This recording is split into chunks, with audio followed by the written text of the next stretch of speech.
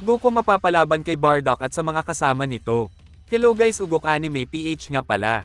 Ngayon nga ay pag-uusapan na natin ang Chapter 41 Part 2 ng Dragon Ball Hawkeye. Pero bago nga ang lahat guys ay pwede nyo bang i-like ang ating video para lagi kayong maging updated sa mga ganitong klase ng content. Natapos nga ang last chapter sa scene kung saan ay ating makikita na nakita na nga ng mga kasama ni Bardock si Goku. Balak nga ng lahat na hulihin si Goku sa kadahilanan ng panggugulo ni Goku sa castle nila Vegeta. Dito na nga papasok ang Chapter 41 Part 2 ng Dragon Ball Hawkeye. Nagsimula nga ang part na ito sa scene kung saan ay huhulihin na nga si Goku ng mga sundalo na kasamahan ni Bardock. Habang si Goku nga ay na-corner na ng mga sundalo ni King Vegeta. At dito nga ay mabilis nang sumugod itong si Shuges kay Goku, ngunit dito nga ay mabilis na kinuha ni Goku ang kaldero at agad nga nitong binato si Shuges na rektang tumama dito. Dito naman ay sila Borgos at Fasha naman ang sumugod kay Goku at sinabi nga dito ni Fasha na ano nga daw ang ginawa nito kay Shuges. Ngunit madali nga lang nasalag ni Goku ang lahat ng mga pag-atake dito ni Fasha. Alam naman natin guys na nagpipigil nga itong si Goku ng lakas para nga hindi siya lalong paghinalaan ng mga ito, ngunit dito nga ay nakita nga ni Goku na papasugod nga itong si Borgo sa kanya, kaya agad na nga itong binato ni Goku ng isang bagay. Ngunit agad naman nakita ni Borgos ang bagay na binato sa kanya ni Goku kaya mabilis na nga itong nasalag ni Borgos. Salita naman dito si Jin at sinabi nito na ingatan nga daw nito ang mga gamit sa bahay niya. Ngunit dito nga ay mabilis na umalis si Goku para tumakas at sinabi nito na pasensya na nga daw, kailangan na nga daw niya na umalis dito. Pero dito nga ay mabilis na nagsalita si Tora at sinabi nito na wag nga daw mawawala ang paningin ng mga ito sa tao na yan, dahil sa pagkakaalam nga daw niya ay kaya nga daw nan gumamit ng magic tricks para maglaho ng sobrang bilis. Dito nga ay nagawa na agad nila Tora na ma-corner si Goku. Salita nga dito si Shuges at sinabi nito na magbabayad nga daw itong si Goku sa ginawa niya sa kanya. Naiisip nga ni Goku na gumamit ng instant teleportation once na siya nga ay makalayo ng bahagya sa mga ito. Ngunit ang problema ay mas mabilis pang lumipad sa akin ang mga ito kung e-base natin sa pagpapanggap ko as normal na warrior. Salita naman dito ang destruction energy at sinabi nito na ano na nga daw ang plano nitong si Goku ngayon. Salita nga dito si Goku at sinabi nito na hindi nga daw siya makakagamit ng totoong lakas niya dito dahil ang pagkakaalam ng mga ito ay katulad lang ng kay Turles ang power of level ko.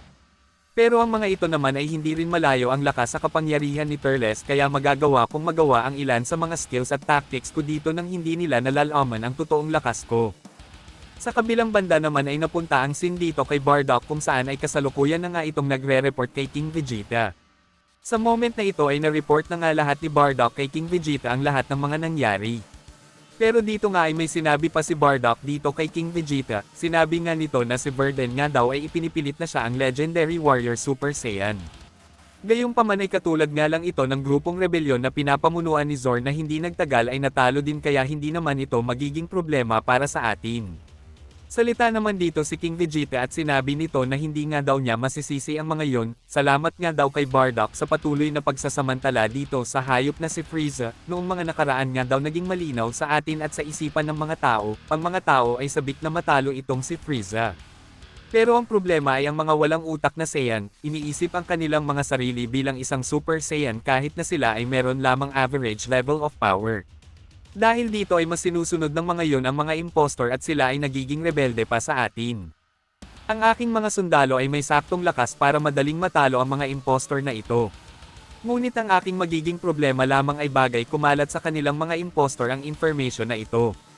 At lalo na magiging problema ito once na malaman ni Frieza ang mga bagay na ito. Sagot naman dito si Bardock at sinabi nito na basta nga daw makakasigurado siya na hindi kakalat o malalaman ni Frieza ang info about sa mga Giant East. Dito naman salita ulit si King Vegeta at sinabi nito na tama yan, Bardock, pero maiba ako, paano mo ba natalo ang isa sa mga giant na yon? Sagot nga dito si Bardock at sinabi nito na tinalo ko siya gamit ang direktang combat, totoo na mas mataas ang level of power niya sa akin pero hindi naman siya ganun katalino.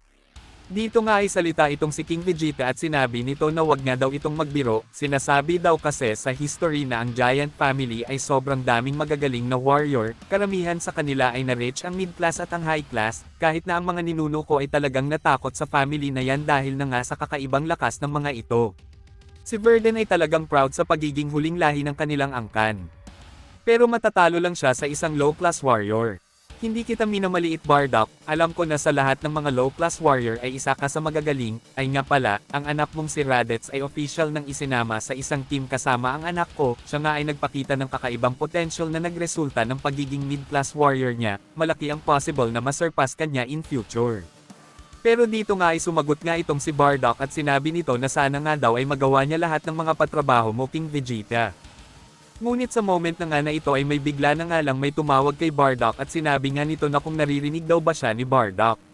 Sagot nga dito si Bardock at sinabi nito na ikaw ba yan Jin? Ano nga daw ang nangyari? Paano nga daw nito nagawang makatawag sa kanya? Sagot nga dito si Jin at sinabi nito na ang gamit nga daw niyang scouter ay yung kay Shuges. Salita naman dito si Bardock at sinabi nito na scouter ni Shuges, ano na nga daw ang nangyayari dyan?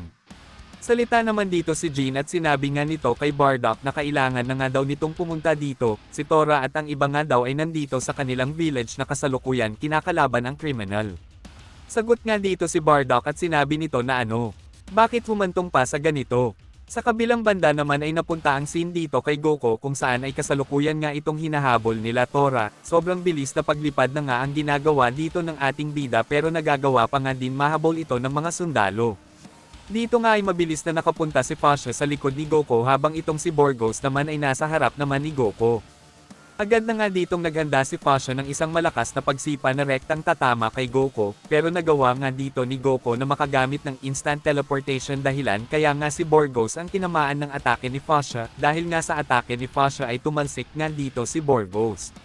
Nagawa na nga ni Goku na makapagtago ng bahagya, at nang gagamitin na nga ni Goku ang instant teleportation ay bigla naman siyang nakita nitong si Shuges. Salita nga dito si Shuges at sinabi nito na gagawin nga daw niyang sinigang itong si Goku. Salita nga dito si Goku at sinabi nito na meron nga daw isang tao dito. Iniisip nga dito ni Goku kung paano niya mapapalayas itong tao na ito. Dito nga ay may naisip itong si Goku, at ito ngayon patamaan ang sikmura nitong si Shuges. Dito nga ay atin makikita na talagang ininda ni Shuges ang simpleng atake na yun. Salita nga dito ang destruction energy at sinabi nito na ano nga daw ang ginawa nitong si Goku.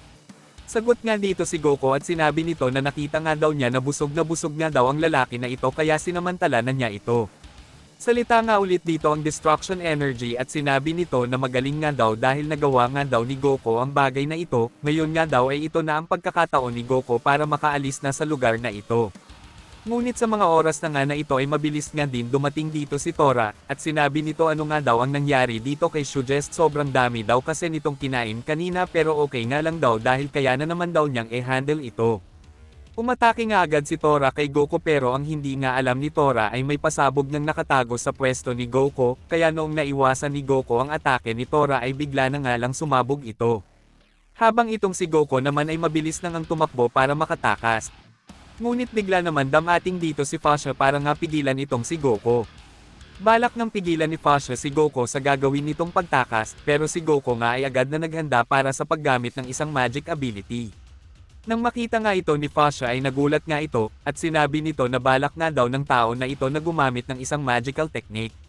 Sa moment na ito ay naghanda na nga itong si Goku at agad na nga din niyang nirelease ang magic na ito na rektang tumama kay Fasha na nagresulta ng matagumpay na pagkahimatay nito. Salita nga dito ang destruction energy at sinabi nito na ang technique na yan, salita naman si Goku at sinabi nito na ang technique na yan ay ginaya ko kay Master Roshi. Ngunit sa mga oras na ito ay bigla na nga lang dumating si Borgo sa lokasyon ni Goku na may dalang dalawang malaki na espada. Salita nga dito si Goku at sinabi nito na saan nga daw nagmula ang bagay na yan. Salita naman dito si Borgos at sinabi nito na hiniram nga daw niya ito sa isang butcher sa village na ito. Dahil mailap nga daw itong si Goku, balak nga daw niya na putulin ng mga binti nito. At dito nga ay sobrang bilis na pag-atake na nga ang ginawa dito ni Borgos pero nagagawa nga ng ating bida na maiwasan ang lahat ng mga pag-atake nito. Si Goku nga ay gumamit dito ng power pole para sabayan si Borgos. Sobrang daming pag-atake na nga ang ginagawa ng dalawa dito. At dito nga ay umatake ulit si Goku pero nagawa nga itong maiwasan ni Borgos sa pamamagitan ng pagtalon ng mataas. Salita nga dito si Borgos at sinabi nito na ito na nga daw ang katapusan ni Goku. Ngunit habang nasa ere nga itong si Borgos at handa na sa pag-atake kay Goku, ang ginawa naman dito ng bida natin ay itinukod nga nito sa puwet ni Borgos ang power pole dahilan kaya nga rektang tumama ang power pole sa puwet ni Borgos. At dito nga ay dumating na itong si Bardock. Nang makita ito ni Goku ay nagulat nga siya. Sinabi nga nito na bakit kamukha ko ang tao na ito. Dito nga ay naalala na ni Goku ang lahat. Ang dalawa nga na ito ay ang magulang ni Goku. Pero si Bardock na dito ay naghanda nga ng isang malakas na pag-atake, ngunit agad naman pinigilan ni Jean si Bardock. Dito na nga natapos ang chapter na ito guys, like and share lang guys.